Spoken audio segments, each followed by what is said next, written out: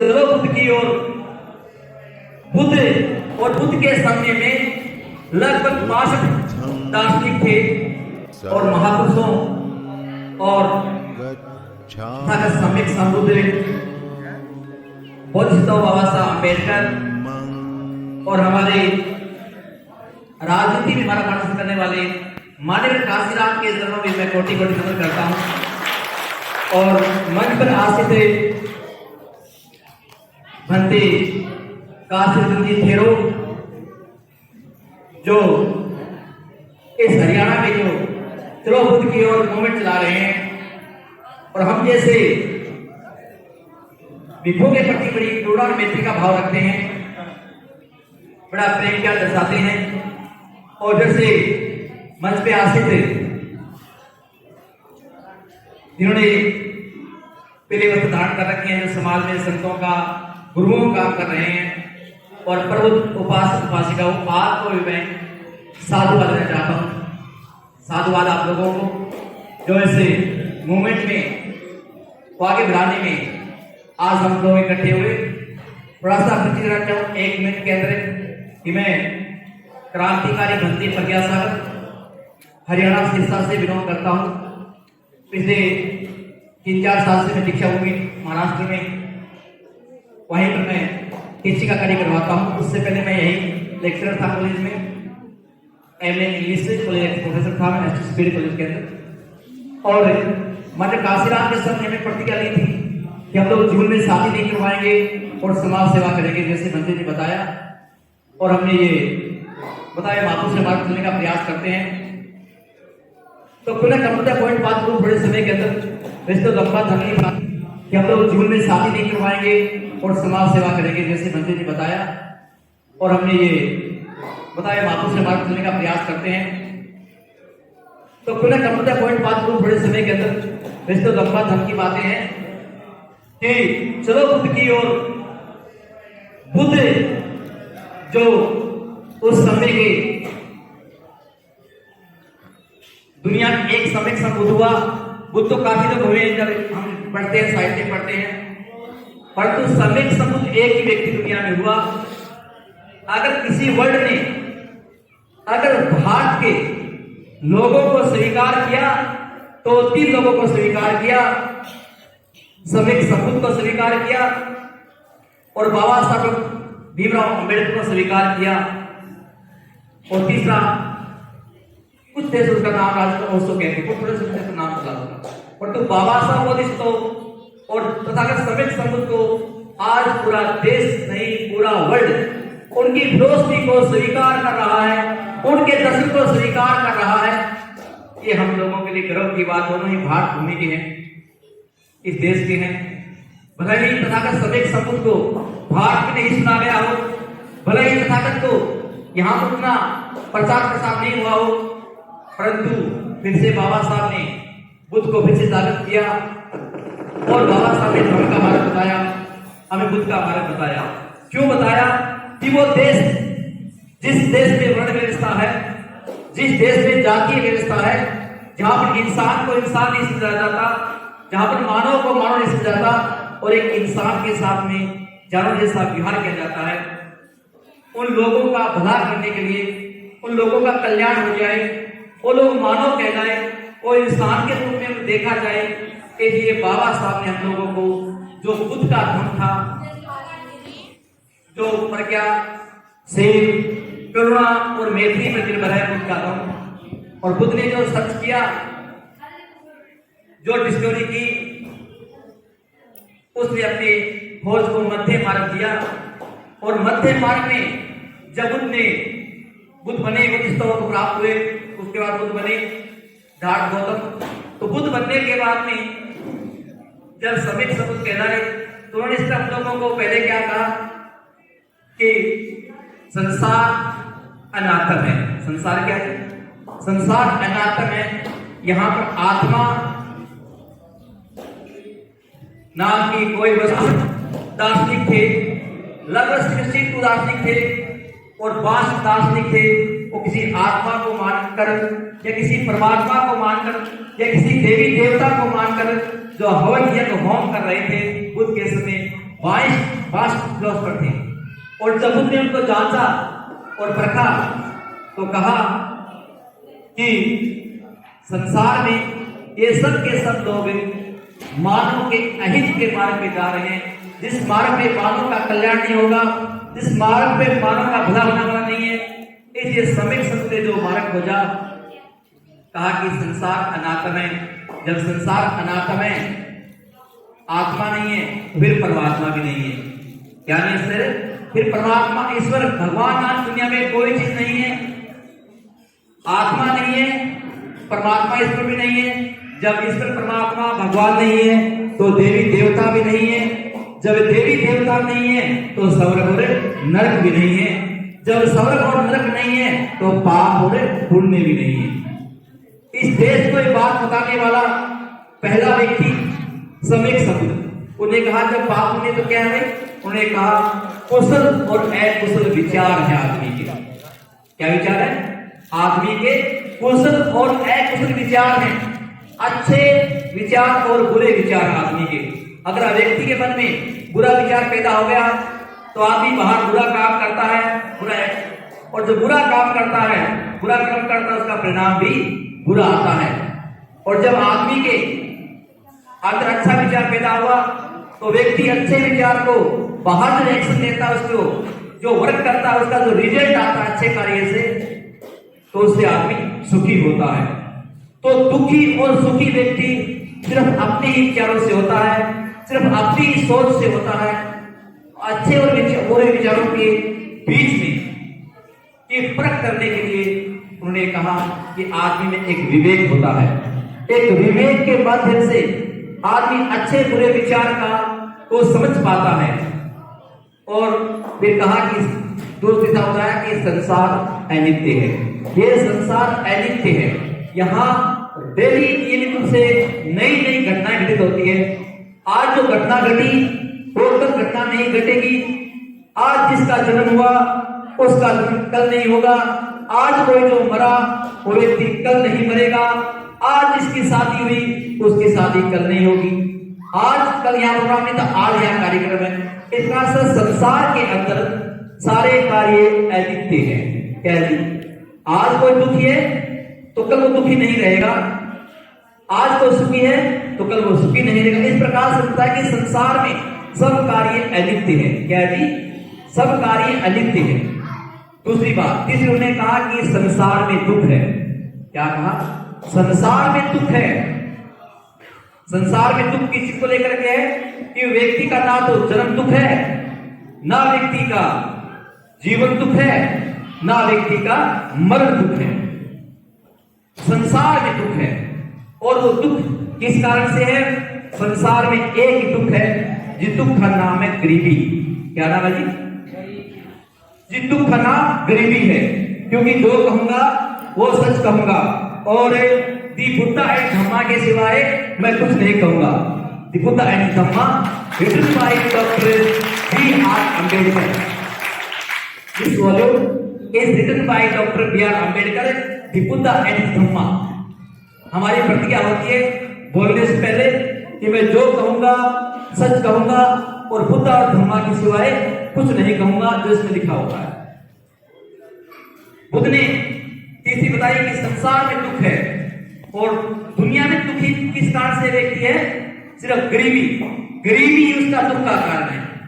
और व्यक्ति गरीबी से अमीर बनने के लिए व्यक्ति की इच्छा होती है कि मेरे घर में बड़ी कोठी हो, मेरे पास महंगी गाड़ी हो, मैं सूट कोट पैंट टाई पहनूं, मैं महंगे आभूषण पहनूं।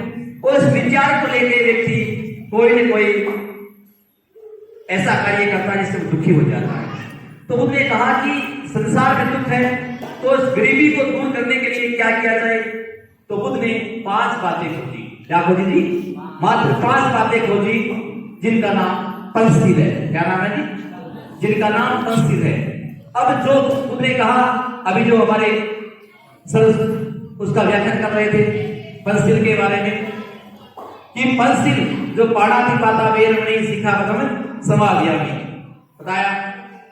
दूसरा अधिष्ठान वेरमणि, कामेश मिच्छाचार वेरमणि, मूसावादा वेरमणि, और सूरा मेरा मुझ पर ठान कि ये 5 बातें हैं जिनसे व्यक्ति गरीब होता है और गरीब व्यक्ति की अनेक इच्छाएं हो जाती है। जब इच्छाएं बढ़ जाती है तो वो तृष्णा का रूप ले लेती है। किसका जी? तृष्णा। और तृष्णा के कारण व्यक्ति दुखी होता है, पीड़ित होता है। अब बुद्ध ने कहा कि ये जो 5 बातें हैं ये वो चाबी है गरीब से अमीर बनने की। क्या चाबी है जी? पंचशील गरीब से अमीर बनने की चाबी है। जो व्यक्ति पंचशील का पालन करेगा व्यक्ति जल्दी गरीब से क्या बन जाएगा जी? अमीर बन जाएगा। और जो व्यक्ति 5 बातों का पालन नहीं करेगा, चाहे वो कितना करोड़पति हो, अरबपति हो, व्यक्ति जल्दी ही गरीब बन जाएगा, जल्दी ही कंगाल हो जाएगा, उसका जीव दुखी हो जाएगा, वो पीड़ित हो जाएगा। तो बुद्ध ने हमें आज से 2500 साल पहले ये पंचशील दिए और कहा ये पंचशील कोई साधारण बात नहीं है। जो व्यक्ति 5 बातों को जीवन में फॉलो करेगा, इसको लाइफ में एक्सेप्ट करेगा, इसको अडॉप्ट करेगा, उसका तो जीवन बदल जाएगा और गरीबी से बाहर आ जाएगा। ये 5 बातें जो फाउंडेशन है, जो नींव है इसकी जीवन की, जहां से जीवन के अच्छे बुरे कर्म हमारे तय होते हैं। इसलिए बुद्ध ने हमें पंचशील दिए। फिर बुद्ध ने कहा कि अगर व्यक्ति अमीर तो हो जाया, अमीर व्यक्ति बन गया पंचशील का पालन करके, उसने अपने विकारों को नष्ट कर दिया, फिर क्या करे? अगर व्यक्ति अपने जीवन को अच्छा बनाना चाहे, व्यक्ति अपने जीवन को श्रेष्ठ बनाना चाहे, व्यक्ति एक्सीलेंट लाइफ चाहता है, तो उसके लिए क्या करना चाहिए व्यक्ति को? फिर बुद्ध अब सर्च करता है, खोज किया कि वो 8 बातें हैं जिनका नाम उसने अष्टांगिक मार्ग दिया। कि वो 8 बातें अगर व्यक्ति अपने जीवन में धारण कर लेगा, व्यक्ति को उनको लाइफ में फॉलो करेगा, उन 8 बातों का, जैसे हमारे खुदा के सामने 8 बातों का वर्णन भी किया, उसका मेंशन किया कि वे सम्यक दृष्टि, सम्यक संकल्प, सम्यक समाधि, इस प्रकार से जो 8 बातें हैं हमारी सम्यक प्रमाण, उन 8 बातों का अगर व्यक्ति अपने जीवन में ईमानदारी के साथ, सच्चाई के साथ जीवन उनको पालन करता है तो व्यक्ति का जीवन श्रेष्ठ बन जाता है, व्यक्ति का जीवन उत्तम हो जाता है। और उत्तम जीवन बनाने के लिए, श्रेष्ठ जीवन बनाने के लिए बुद्ध ने व्यक्ति को अष्टांगिक मार्ग दिया। मात्र 8 बातें बताई कि जो इन बातों का पालन करेगा उसके जीवन में बदलाव आ जाएगा। उसका बुद्ध ने सोचा कि चलो व्यक्ति 5 बातें मानकर अमीर बन गया, 8 बातें मानकर व्यक्ति का जीवन श्रेष्ठ हो गया, और अष्टांगिक मार्ग पर चलने वाला व्यक्ति निब्बान को प्राप्त करता है। क्योंकि बुद्धिज्म के अंदर मुक्ति और मोक्ष नहीं है, ना यहाँ मुक्ति है ना यहाँ पर मोक्ष है, यहाँ तो सिर्फ निब्बान है। अब ये निब्बान क्या होता है? निब्बान है हैप्पीनेस ऑफ माइंड, मन की प्रसन्नता, मन की मुदिता, सम्यक अवस्था, उसका नाम निब्बान है। और व्यक्ति इन्हीं अष्टांगिक मार्ग पर चलकर व्यक्ति अरहत हो जाता है। अरहत और निब्बान में क्या फर्क है? कि जो पारिवारिक ग्रस्त व्यक्ति जो अपनी पेशेंस को जो कंट्रोल करता है वो निब्बान में जीता है, और जो व्यक्ति पेशेंस है उन पेशेंस को अगर उन पे उनको कंट्रोल कर लेता है, उन पे जीत हासिल कर लेता है, तो व्यक्ति अरहत हो जाता है। अरहत कौन होता है? जिसने अपने जीवन में राग, द्वेष, काम, क्रोध, मोह, लोभ, अहंकार, शब्द, स्पर्श, रूप, रस, गंध, इस प्रकार के जो विकार थे कुछ, उन विकारों की जिसने जीत हासिल कर ली, जिसने विजय हासिल कर ली, वो व्यक्ति क्या हो जाता है? अरहत हो जाता है, अरहत हो जाता है। और जिस व्यक्ति ने इन बातों पे को कंट्रोल कर लिया, वो व्यक्ति निब्बान को प्राप्त करता है, जो हैप्पीनेस ऑफ माइंड है। बुद्ध ने कहा, फिर कहा कि चलो व्यक्ति 5 बातें मान के अमीर बन गया, अष्टांगिक मार्ग का पालन करके उसने अपने जीवन को श्रेष्ठ बना लिया। अगर ऐसा व्यक्ति समाज में अब कोई मान प्रतिष्ठा चाहता हो, सोचता है सोसाइटी में थोड़ी मेरी रेपुटेशन हो, थोड़ी मेरी प्रेस्टीज हो, लोग मेरे को पूछे, लोग मेरा मान सम्मान करे। बुद्ध ने उसके लिए 10 बातें खोजी। उन 10 बातों का नाम दिया 10 पारमिताएं। क्या नाम दिया जी? 10 पारमिताएं, 10 बातें हैं कि जो व्यक्ति 10 बातों को जिनमें पालन करेगा वो व्यक्ति समाज में मान सम्मान प्रतिष्ठा को पाएगा। जहां जाएगा समाज में उसको एक बड़े उद्देश्य से देखा जाएगा। तो 5 बातें पंचशील में, 8 बातें अष्टांगिक मार्ग में और 10 बातें 10 पारमिता में। 8 और 5 13 और 10 23, मात्र 23 ही बातें। मात्र 23 बातें हमें तथागत सम्यक संबुद्ध ने इन दुनिया को 23 बातों से रूबरू करवाया। और जिन लोगों ने 23 बातें मानी उनका जीवन अच्छा हुआ, श्रेष्ठ हुआ, उत्तम हुआ और वो महामानव कहलाए। क्या कहलाए? महामानव कहलाए। जिन्होंने बुद्ध की 23 बातें मानी, बुद्ध की 23 बातें और बाबा साहब की 22 बातें। क्या जी? बाबा साहब की 22 प्रतिज्ञा और बुद्ध की 23 बातें। बाबा साहब ने दोनों अपने सेम क्यों दिए पता आपको? क्योंकि बाबा साहब समझ गए कि हो सकता है आने वाले समय के अंदर अगर 2 को इधर रखोगे तो भी 22 और 2 को इधर तो भी 22 है, 22 का 22। परंतु ऐसी पहले लिखित में गलती हुई थी। लिखित में कुछ लोगों ने ऐसा लिखा कि जब पढ़ते हैं तो कहा कि बुद्ध बनने के लिए कितनी बातें चाहिए? कितने चाहिए? 23। और कहा वो व्यक्ति बुद्ध होता है जिसमें कितने गुण होते हैं? कितने गुण होते हैं उसमें? कितने होते हैं? बुद्ध बनने के लिए कितने गुण चाहिए सर? 23। तो उन्होंने कहा 30 या 34 ऐसे लिखा इसमें कि इसमें ऐसे गुण वाला व्यक्ति क्या बनता है? बुद्ध बनता है। पर लिखा गया था। लेकिन उन लोगों ने क्या किया? उल्टा कर दिया 32 गुण वाला इसना कि जिसमें लिखा इसमें ग्रंथ में कि 32 गुण वाला व्यक्ति क्या बनता है? आगे जाके बुद्ध बनता है। तो सिद्धार्थ गौतम पैदा हुआ ना तो असित मुनि आया था, पता आप पढ़ लेना। तो असित मुनि ने कहा छोटे से बच्चे के अंदर 23 गुण है। उन्होंने तो ये कहा था, पर लिखने वाले ने क्या लिखा? छोटे से बच्चे में कितने गुण है जी? 32 गुण है। कितने गुण है? 32 गुण है।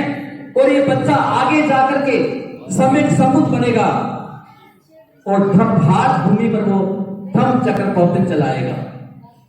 ऐसा पर लिखने वालों ने इसका क्या कर दिया? 32 गुण। अब देखो पढ़ दिया ना। अब 23 को उल्टा करते हैं, कितने बनते हैं जी? 32। और 32 को उल्टा कर कितने बन गए? 23। थोड़ा सा आपको विवेक लगाना पड़ेगा, थोड़ा सा विवेक। इसलिए बाबा सोचा कि लोग अपनी बुद्धि से इस बात को समझ पाएंगे। हो सकता है अगर मैं 21 देता तो लोग क्या करते? 21 का 12 कर देते। पढ़ते ना लोग, समझे बात? लिखित में लिटल में लोग कर देते कुछ लोग। परंतु बाबा साहब ने 22 का आंकड़ा दिया। और 22 का आंकड़ा क्यों दिया पता? दे दी सीक्रेट मैटर। ये था कि जब 500 महारों ने जब पेशवा के साथ युद्ध हुआ था 1 जनवरी को 1800 को, तब वहां पर 500 महारों के ऐसे बलशाली योद्धा थे वो, जिन्होंने लगभग 28,000 की सेना का सामना किया था। उस 28,000 सेना के अंदर मात्र 500 महान सैनिकों में सिर्फ 22 लोग ही शहीद हुए। कितने शहीद हुए जी? मात्र 22 लोग शहीद हुए थे 28,000 पेशवाओं की सेनाओं को। तो इस प्रकार से ने हरा दिया, इस प्रकार से ने युद्ध के अंदर उनको मार गिराया था। उन्होंने अपने शौर्य का, अपने बल का परिचय दिया। क्यों दिया? कि सब के सब व्यक्ति थे उस समय भी बुद्ध को फॉलो करने वाले थे, उस समय भी सिद्धांतों को मानने वाले थे। इसलिए उनके अंदर जीलवान लोग थे। श्रीमान व्यक्ति के अंदर, और उन्होंने साहस और अदम्य को जगाया और 28,000 सेना का सामना किया। तो 22 का आंकड़ा बाबा साहब ने वहां से लिया कि ताकि शहीदों को भी 22 का जो अंक डाटा है ये याद रखा जाएगा। लेकिन बाबा साहब ने 22 से प्रतिज्ञाएं दी। तो याद रखना, बुद्ध की 23 बातें। संसार में कितने कुशल कर्म है? कितने कुशल कर्म है जी संसार में? सिर्फ 23 कुशल कर्म है संसार में। पांचशील, अष्टांगिक मार्ग में 8 बातें और 10 पारमिताओं में 10 बातें। इस संसार में मात्र 23 ही कुशल कर्म है, इसके अलावा सारे अकुशल कर्म है। अब जब अकुशल कर्म करेंगे तो क्या होगा जी? दुख आएगा, कष्ट आएगा, पीड़ा आएगी, तकलीफ होगी। जब कष्ट पीड़ा आएगी तो फिर हम क्या करेंगे? किसी काली माता की जय बोलेंगे, किसी पीली माता, किसी लाल माता की, किसी बाबा का, किसी बाबा का। घर में जागरण करना, पैदल जाना, अगले बोलो जय बाबा की, पिछले बोलो जय बाबा की, बाबा बाबा कर जाते हैं। देखा लोग, मैं देखता हूँ वहां, मैं राजस्थान में मैं वहां लेक्चर था दोनों में, तो वहां इतनी भीड़ लगती रोड में, देखता हूँ गुजरते हुए सब लोग जय जय जय बोल रहे हैं। अब वो दुखी किस बातों को लेकर के हैं? क्योंकि उन्होंने वर्ल्ड के सबसे विद्वान व्यक्ति हुआ, उन 23 बातों का फॉलो नहीं किया। अब 23 बातों को जिनमें धारण नहीं किया, इसलिए वो लोग क्या हो गए सर? दुखी हो गए। अब वो सोचते हैं ऐसे डिवाइन पावर हो, ऐसा कोई दिव्य चमत्कार हो जाए, ऐसा कोई देवी होगी, ऐसा कोई देव होगा, ऐसा कोई भगवान होगा जो हमारे कष्टों को क्या कर देगा? दूर करेगा, हमारी तकलीफों को दूर करेगा और हम लोग सुखी हो जाएंगे। ऐसी वो कल्पना करते हैं और कल्पना में अपना जीवन जीते हैं। और बुद्ध ने कहा कि मेरा धर्म तो उन दीन दुखियों के लिए है, उन पीड़ितों के लिए है, उन गरीबों के लिए है, कि जो धर्म का पालन करेगा वो सत्य को जानेगा, और जो सत्य को जान पाएगा वो अपने जीवन को उत्तम बना पाएगा। तो बुद्ध का धर्म बाबा साहब ने हमें अनमोल खजाना दिया। बाबा साहब ने अनमोल खजाना क्यों दिया पता है लोगों को? क्योंकि बाबा साहब पहले सोचते थे कि अगर ये देश आजाद हो जाए ना, देश आजाद हो जाए, तो आजाद होने के बाद में इस देश के जो अपने आप को दलित बोलते हैं, जो अपने आप को हरिजन बोलते हैं, जो अपने आप को आदिवासी बोलते हैं, जो अपने आप को बहुजन बोलते हैं, शायद देश आजाद हो जाएगा या एक आजादी मिल जाएगी तो देश के लोगों, इन लोगों का भला हो जाएगा। और देश 15 अगस्त 1947 को देश तो आजाद हुआ, परंतु जिन लोगों ने अपने आप को अर्जुन बोला, अपने आप को महान बोला, अपने आप को आदिवासी बोला, अपने आप को बहुजन बोला, देश आजाद होने के बाद में भी उनके हालात थे जो क्यों बने रहे, कोई फर्क नहीं पड़ा। देश आजाद हो गए, सत्ता बदल गई। पहले सत्ता अंग्रेजों के हाथ में थी, पहले गोरे लोगों के हाथ में थी, उसके बाद यहां भारत के काले लोगों के हाथ में सत्ता आ गई, सत्ता आ गई। परंतु हम लोगों के दिल में कोई बदलाव नहीं हुआ, देश तो आजाद हो गया। फिर बाबा साहब ने सोचा कि एक आजादी से तो कुछ नहीं हुआ, अगर इनको एक आजादी और मिल जाए, हो सकता है इन लोग, इन दीन दुखी लोगों का भला हो जाए। तो फिर बाबा साहब ने हमें जैसे मौका मिला, बाबा साहब ने 26 जनवरी 1950 को हमें भारत के संविधान के रूप में हम लोगों को तीसरी आजादी दी, दूसरी आजादी। जब 26 जनवरी 1950 को भारत का संविधान लागू हुआ तो भारत में सब लोगों के लिए समानता का दर्जा मिल गया। अब समान रूप से लोग अच्छे कपड़े पहन सकते हैं, अच्छा खाना खा सकते हैं, अच्छे बड़ी बड़ी महंगी गाड़ियों में घूम सकते हैं, बड़ी बड़ी कोठियों में रह सकते हैं। तो बाबा साहब ने सोचा अब तो उनके जीवन में बदलाव आएगा, अब तो लोगों का भला हो जाएगा, जो दबे कुचले लोग हैं, जो गरीबी में जी रहे हैं। पर देखा देश में संविधान भी लागू हो गया, थोड़े से बाद फिर मंथन किया गया, फिर सोचा गया, फिर विचार किया गया, पर तो लोगों का जीवन वैसा का वैसा ही था, कोई फर्क नहीं पड़ा। दो आजादी मिल गई, हमारे जीवन शैली में कोई प्रभाव नहीं पड़ा, कोई चेंज नहीं हुआ, बस जैसा था वैसे ही चलता रहा।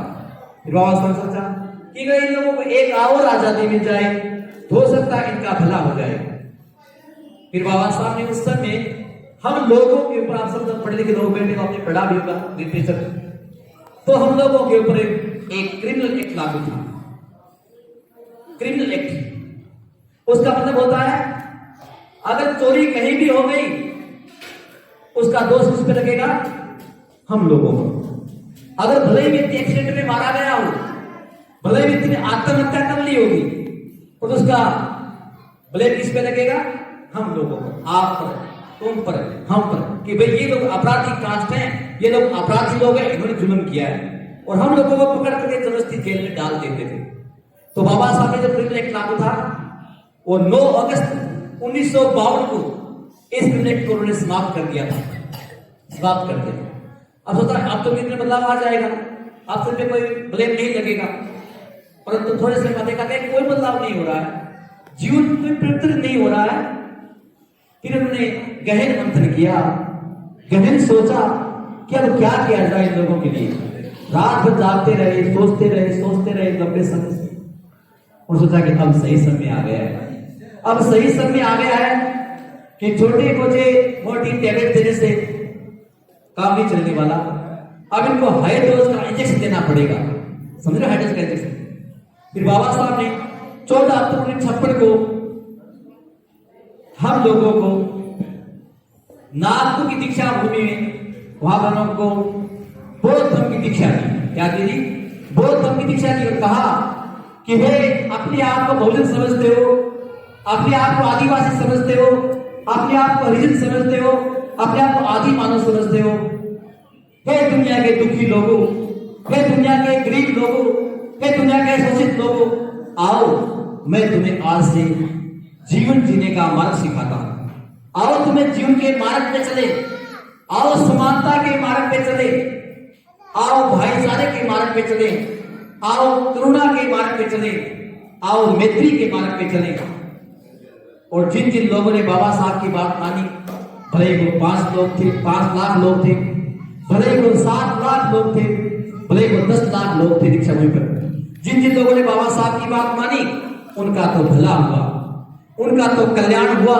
जिन्होंने धर्म की शरण में गए, जिन्होंने बुद्ध की शरण में गए, जो संघ की शरण में गए, उनके जीवन में तो बदलाव आया, और जो बुद्ध की शरण में नहीं गए, उनसे वंचित हो गए, उनका जीवन वैसा का वैसा ही बना रहा, वैसे ही पीड़ित बनते रहे, वैसे ही दुखी बने रहे, क्योंकि वो लोग सत्य से वंचित रह गए, सत्य से अनजान रह गए, सत्य तक नहीं पहुंचा। अब जो सत्य तक नहीं पहुंचा, बाबा साहब चले गए। अब जिन तक सत्य नहीं पहुंचा, उन लोगों तक सत्य पहुंचाने के लिए हमारे आदरणीय सम्माननीय भंते काशी सर जी ने ख्याल आया कि उखलागढ़ तरंग गाड़ में अगर हम बैठे रहेंगे तो क्या फायदा है इसे भिक्षु बनने का। हमने भिक्षु बने हैं तो समाज में बुद्ध का धर्म लोगों तक पहुंचाने के लिए बने हैं। अगर हम लोग ऐश्वर्य का जीवन जीने लग गए तो फिर समाज को कौन संभालेगा? बुद्ध का संदेश कौन पहुंचाएगा लोगों तक?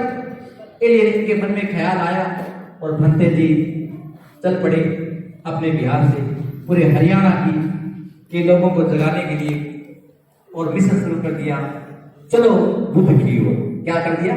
चलो बुद्ध की ओर, चले बुद्ध की ओर। और ऐसे आदरणीय भिक्षुओं को जो रियल में ही लोगों तक धर्म पहुंचा रहे हैं, कष्ट उठा करके, पीड़ा उठा करके, रात दिन की मेहनत कर करके लोगों तक धर्म पहुंचा रहे हैं, ऐसे भिक्षुओं को हम बार बार नमन करते हैं, बार बार नमन करते हैं। आपको हम बार बार नमन करते हैं।